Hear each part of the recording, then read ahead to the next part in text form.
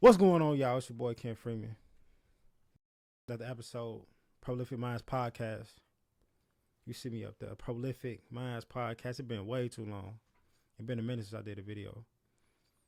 And since my last video, I can say, thankfully, blessedly, that I've grown exponentially. I've grown leaps and bounds, mentally, physically, spiritually. So it was actually important that I took the time to do that, to travel, to read, to grow. Um, in between the time of my last video and this one, because I'm literally a different person. And I haven't even looked to see how long it's been. It's been a few months though. And what's funny is I've actually shot a lot of videos, not necessarily here at the crib, but really on the road. You know, whether I'm on my way to work or I'm out of town. I've shot some things, but I just haven't posted them because I've just been so busy. You know, I've been traveling a lot, work been crazy. I am a chemical operator, otherwise known as a chemical engineer. So yeah, that's the man, and I got promoted. I'm a lead now. And saying all that to say, you know,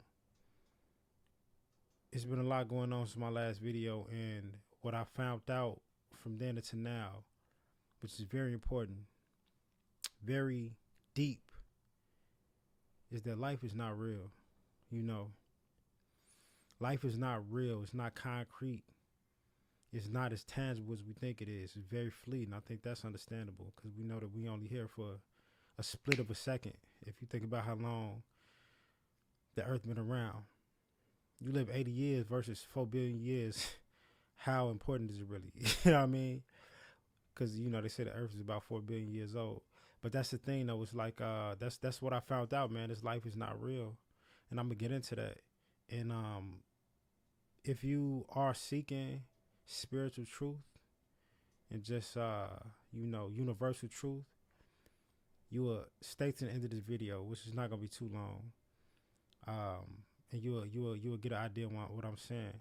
But in the meantime, in between time, I'm gonna just put up videos and pictures of what I've done since the last video, just to give you an idea of what I mean about not only this life not being real, but also another part of this video is that we can actually get anything we want out of life if you put yourself in the right position to receive whatever it is that you want. So I've been doing a lot of traveling. Like since my last video, I've been all over the country, really just enjoying myself, just living life, just exploring. I'm very adventurous, very spontaneous, very Aquarius, you know. So it's been dope. It's been amazing, and not only traveling, but also just meditating, also connecting to the universal spirit, the universal conscious, or God, or Allah, or you know, whatever a lot of religions call. We all seeking the same entity. Um, Doing a lot of connection with God, you know, and it's giving me a lot of universal truth that I am happy to share for those that need it and want it, because it's definitely a lot more people that don't need it and don't want it than do. And what's funny is the people that do want these universal truths, these spiritual truths, are the ones that really begin to manifest the kind of reality they want, which we see play out in a lot of ways in life. We're just not aware. A lot of times we attribute our reality, our circumstance, to something outside of ourselves. And that can be true in a lot of ways, that it's something outside of us that puts us in whatever position we in. But what's also true is that we have the power to redirect that energy that created whatever reality that we may not want into a reality that we do want all the time. So I'm gonna get right into it. You know, life is not real. We live on a ball of water that is revolving around a ball of fire. And we're around 92, 93 million miles away from that ball of fire. And that perfect distance is what we call, or what they term as a Goldilocks zone. You know, Goldilocks story, Goldilocks, she went to eat, you know, the bear's porridge, and one was too hot, one was too cold, and one was just right. She slept in their beds, and one was too hard, one was too soft, and one was just right. That's how the earth is. The earth is in a Goldilocks zone from the sun. The perfect distance for life to exist. the perfect distance for the elements within the universe to be able to create that single cell organism however many billion years ago, which eventually evolved into what we call anatomically modern humans, you know, the modern man. So that perfect distance from the sun, how does that happen? How's that like how is that a thing? Why are we exactly where we need to be from the sun in order for life to exist? And what I mean by exactly where we need to be, if we were any closer to the sun, it would be too hot for life to exist. If we were like 90 million miles away from the sun versus the 92, 93, it would be way too hot for life to exist. The sun would scorch us. If we were like 95, 96 million miles away, a little bit further, a couple million miles further away from the sun, it would be too cold for life to exist. If you look at the North Pole and the South Pole, you will see it's a frozen tundra. Why is the North Pole and the South Pole a frozen tundra? Because the North Pole and the South Pole are not exposed to the sun the way the rest of the world is. Because it's at the top. It's like the top of the bottom of a globe. It's obvious. The sun is here, and what I'm pointing at, and the globe is right here. It's the top and the bottom. The top and the bottom is not exposed to the sun the way the rest of the world is, as it's spinning on its axis. You know, so the top and the bottom of the Earth is freezing, is a freezing frozen tundra, and that's because it's not exposed to the sun the way the rest of the Earth is. So if you take that Earth back, the Earth that we live on, this ball of water that we live on, if you take it back a couple million miles away, it's too cold in order for life to exist. The Earth would be like a frozen, tundra. You know what I mean? The way like Pluto is and other planets that are further away from the sun are. You know what I'm saying? So what's the chances of the Earth in this thing we call the universe that came from nowhere? What's the chances of the Earth being an exact perfect distance from the sun in order for the elements that manufacture life to come about and produce that single cell organism that eventually evolved into, you know, fish life that eventually evolved into, you know, mammals and what we have today? This dark skinned nigga talking to you on a microphone in 2025. even thinking about how we come from the time of Jesus. I think about this all the time, you know, because one of the most powerful figures in history concerning religion and spirituality is Jesus. And I'm not Christian, and I don't knock any Christian, any religion, whether you Buddhist, Hindu, Muslim, Christian, Jewish. I don't knock any of them. But think about somebody like Jesus and the kind of lifestyle he had, and compare it to what we got today. The fastest moving vehicle back then was a motherfucking camel or something, you know what I'm saying, in the Middle East. You know what I'm saying? And we got cars that can go over 200 miles an hour. We got planes that could take you to the other side of the earth in less than a day. I went to Vietnam, what was that, the end of 23, beginning of 24? And I was from Chicago to Japan in 12 hours. You know how long would it take to get to Japan from Chicago when Jesus and them was around? The motherfucker probably would never made it because they ain't had no maps and no satellite or GPS to direct and guide you on your course. You know what I'm saying? So how many people were lost to sea trying to figure out if the earth wasn't flat and it was somewhere else on the other side of that everlasting ocean? You know what I'm saying? So that's the thing. Compare life then to now, and it's just a ridiculous advancement, even in the last 100 years. If you think about 100 years ago, and you think about how advanced life is, how advanced technology is, and we always attribute it to, oh, that's just the evolution of man. And yes, it is the evolution of man, but it's the evolution of man connected to this spiritual, universal God force that is in everything and all things. You know what I'm saying? And I'll make more videos in the future concerning that, but I'm gonna keep it kind of simple on this one. I want to keep it short, and I'm already talking more than I want to for this, you know, homecoming, return of the king, God King. That'd be me, Ken Freeman. But we all gods and kings and queens. But at the end of the day, the point I'm trying to make is this life is not real in the sense that this is the end all be all, in the sense that what happens here is everlasting. It doesn't even make sense if we did think that, because in 80, 90 years, nigga, you dead. Fuck is you talking about? I don't care how well off you are, how healthy you are, how much money you got. You're not finna live 150 years from now. Everybody on earth gonna be fucking dead. You know what I'm saying? Excuse my language, but that's how I talk. Everybody on earth is gonna be dead. So why would we get so caught up in what's going on in the day to day when at the end of the day it's all in vain, it's all vanity. It's all gonna pass. You know what I'm saying? But that's the thing. Don't let that put you in despair because it's not meant to put us in despair. The fact that our physical bodies die. Our physical bodies die, but our spiritual bodies are forever. You know what I mean? And we are spiritual beings having a physical experience. Why? Because that is how God decided to manifest in this time frame, in this universe, and this point in history. You know, everybody's completely unique. Even if you got a twin, you still completely different from that person. And this is how God ordained it. Exactly why? I don't know. Nobody does. But we know for sure that we are physical beings animated by something other than the physical. Because if you cut somebody's body open or you cut their brain open, you can't pull their soul and their personality out, right? It's intangible. It's evident and obvious. It's intangible, but it's evident and it's obvious. Just like it's evident and obvious that there is an intelligence keeping the Earth 92 to 93 million miles away from the sun, because we don't see no motherfucking electromagnetism, excuse me, because that's what's keeping us at that distance. There are magnets in the earth and there's magnets in the sun, and it just so happens to keep us at the perfect distance to allow life to exist. That's intelligence. That's God.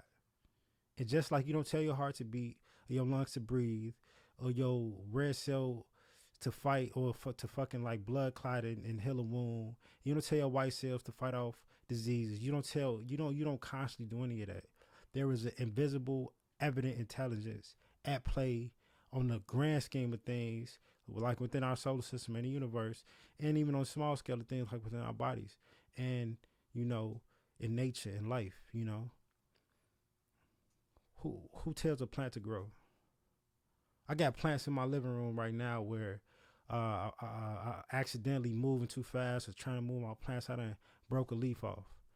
You put that leaf in water and it sprout roots again, and you can put those roots in another pot of soil, and you got a whole nother flower.